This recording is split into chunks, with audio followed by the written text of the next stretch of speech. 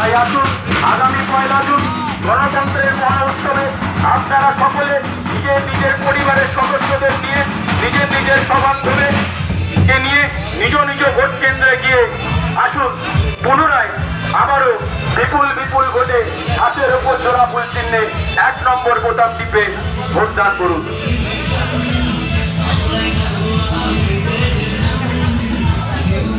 তাই আসুন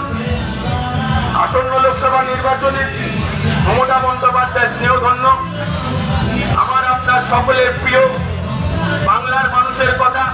যিনি দীর্ঘদিন ধরে লড়াই করে আসছেন, দীর্ঘদিন ধরে যাকে আপনারা আশীর্বাদ করেছেন, আবারও মমতা বন্দ্যোপাধ্যায় ও অভিষেক বন্দ্যোপাধ্যায় হাতকে শক্ত করতে আপনাদের আশীর্বাদ প্রার্থনায় আমরা 16 নম্বর ওয়ার্ডের তৃণমূল কংগ্রেসের পরিবারের প্রতিটি সদস্য